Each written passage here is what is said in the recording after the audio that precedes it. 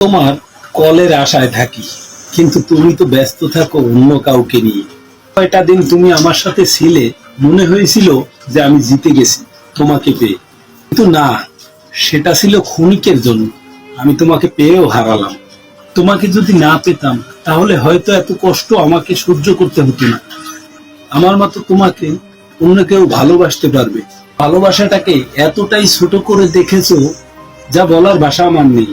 তার জন্য তুমি আমাকে এতটা কষ্ট দিছো। সুখে থাকো তাকে নিয়ে। আমি না হয় একাই তোমাকে ভালোবাসবো।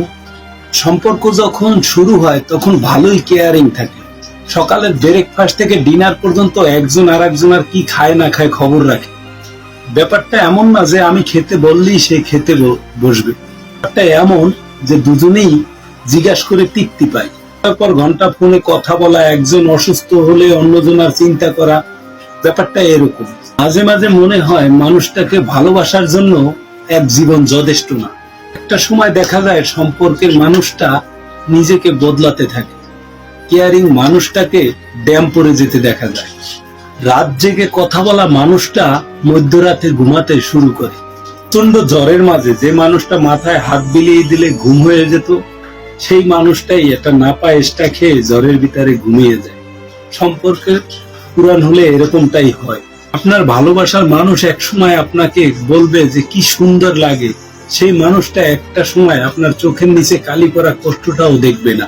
ফ্যান্টাসি অন্য জগৎ হয়ে যায়। একদিনে সবকিছু চলতে থাকে না, সবকিছু এলোমেলো লাগে। একটা সময় দেখবেন ওই মানুষটাকে আর আপনার আপন মনে হয় না।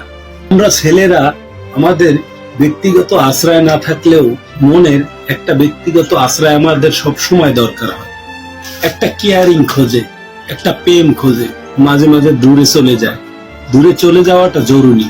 তো না হলে অবহেলা করা মানুষগুলাকে নিজের গুরুত্ব বুঝিয়ে দেওয়া যায় না।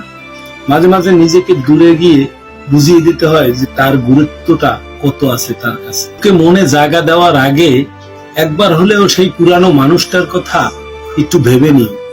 জায়গা দিয়ে তুমি নির্মম ভাবে ঠকেছিলে, বুঝতে পারোনি প্রতারক মানুষটার কত মিথ্যা অভিনয়, যার কারণে মানুষটার মায়াজালের কথায় তুমি আটকে গেছিলে। তো এখনো যদি এই একইভাবে তুমি প্রতারণার শিকার হও, তাহলে তুমি বোকাই আছো। ভালোবাসতে চায় তাকেই যে ভালোবাসতে হবে এমনটা কোথাও লেখা নাই। হয়তো আবার সত্যিকারের অর্থে মন থেকে ভালোবাসে না। বর্তমান যুগের ভালোবাসার পিছনে থাকে ছলনার অভিনয়। সবার মিষ্টি কথায় নিজেকে ভুলাতে নেই। তোমার জীবনে অনেকেই ভালোবাসতে আসবে, তাই সবাইকে ভালোবাসতে নেই। সবাই তোমাকে মন থেকে ভালোবাসবে না। কারণ দেখেছি পৃথিবীতে অনেকে ভুলে থাকার জন্য নতুন কাউকে কাছে পেতে চায়।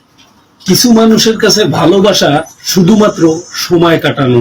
যে হঠাৎ করে চলে আসে সে দেখবা আবার হুটহাট করে চলেও যায়। এরা অতিথি পাখির মতন খানিকটা সময় মনে লাড়া দিয়ে চলে যায়।